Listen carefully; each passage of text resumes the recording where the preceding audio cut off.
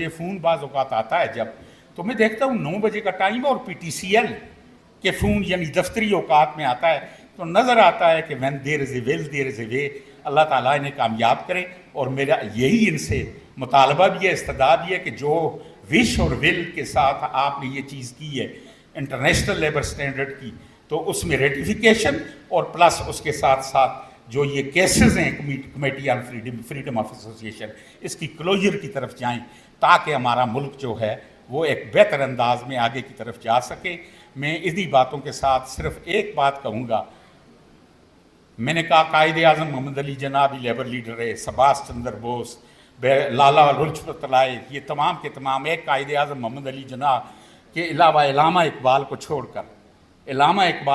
کر باقی تمام فریڈم فائٹر اس وقت چاہے انڈیا کے تھے چاہے پاکستان کا, ان کا لیبر موومنٹ کے ساتھ تعلق رہا.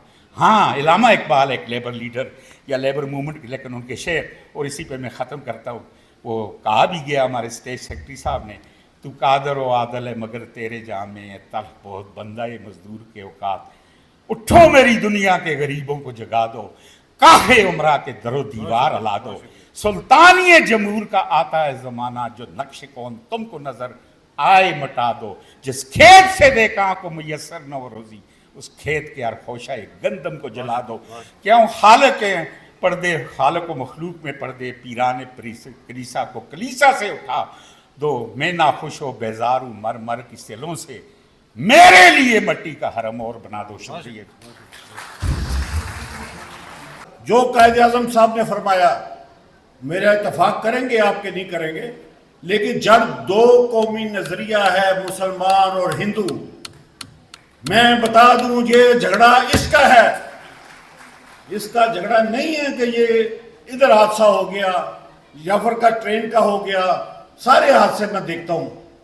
جو اس کا مدعا ہے کہ ہندو نے مسلمان کو آج تک اپنایا نہیں ہے اور نہ ہی ہمارے ملک کو اپنایا ہے, ریکگنائز نہیں کیا گیا, یہ ہے جڑ. ہم جو سمجھتے ہیں اپنا ذہن ہے تو انشاءاللہ باتیں اور ہوگی, کیونکہ لوگوں نے بولنا ہے.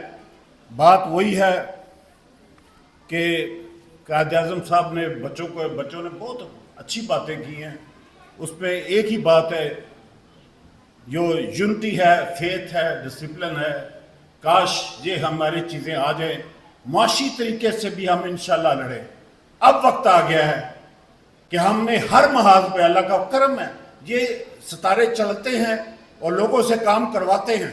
اللہ تعالیٰ نے یہ کر دیا کہ ہمارا 19% اور ان کا 50% ٹیرف ہے, اور امریکہ نے کیا جو کہ ہم سمجھتے تھے کہ ہمارا ہے ہی نہیں ہے. لیکن آج یہ موقع ہے کہ ہمارے پاس GSP پلس ہے, ہمارا یہ ایک پورا پینل بنا ہوا ہے, اس کے اوپر کام ہو تو انشاءاللہ یہ ٹارگٹ جو ہیں وہ بھی اچیو ہونے چاہیے. اکانومی کے بغیر اچارہ نہیں ہے. اس لیے سر آپ کو مخاطب ہو کے کہہ رہا ہوں کہ 9 سینٹس کی بجلی اور ٹیرف جو ہے سنگل ڈیجٹ, یہ دو چیزیں آپ کر دیں, آپ جتنا کہیں گے انشاءاللہ وہ آپ کو ٹارگٹ ملے گا ایکسپورٹ کے لیے. تو میری تو یہی درخواست ہے کہ انشاءاللہ یہ کام تو ہو گیا, اب ہم آگے بڑھیں اور معاشی ترقی میں بھی ہم بھارت کو یہ جو ہمارے چاولوں کے اوپر مورے لگا کے بیچتا ہے یہ بند ہوں اور اپنا اعتبار اور اپنی چیزیں سنبھالیں. تھینک یو ویری مچ سر.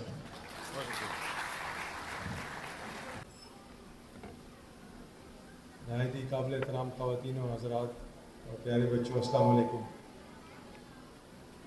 آج کی یہ تقریب نہ صرف مارکہ حق کے یادگار موقع کی عکاسی ہے بلکہ یوم آزادی کا جشن بھی.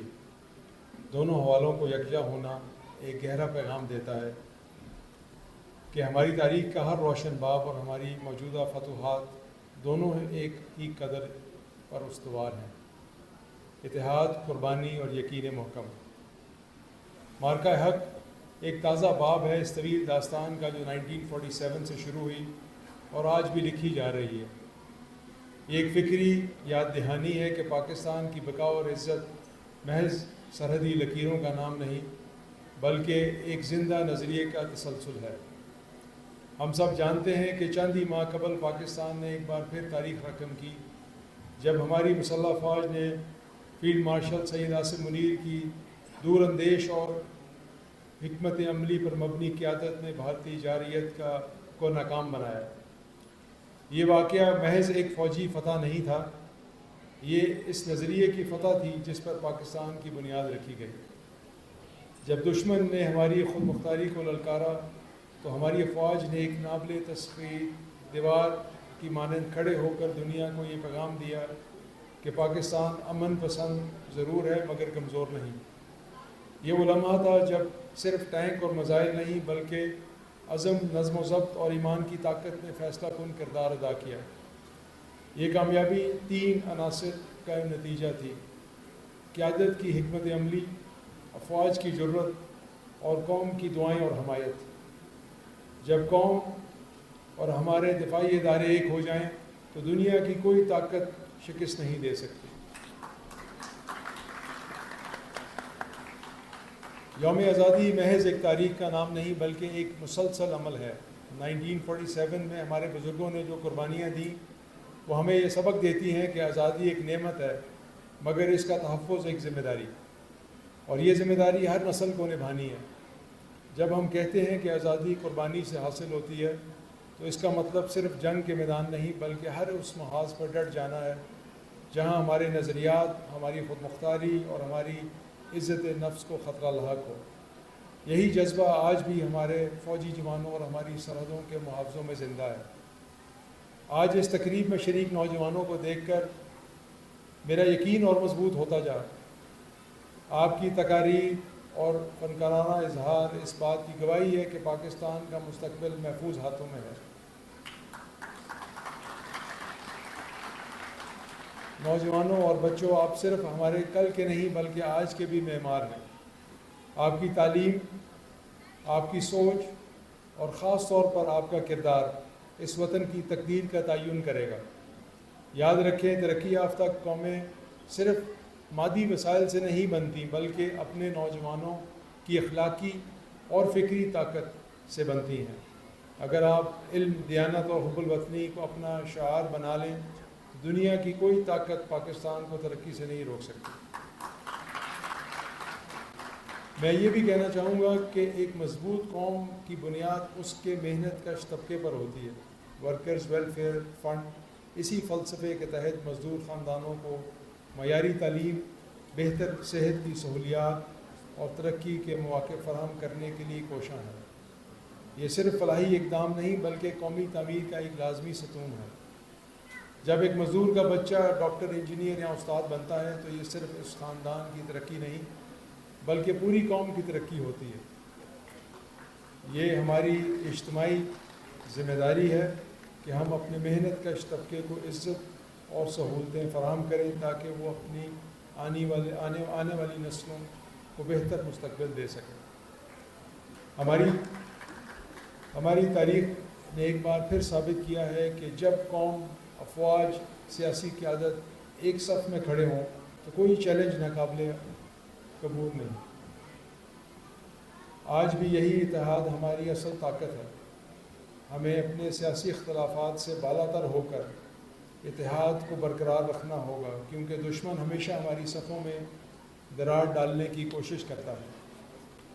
آج کے دن آئیں ہم سب مل کر یہ عہد کریں کہ ہم پاکستان کی خود مختاری پر کوئی سمجھوتا نہیں کریں گے۔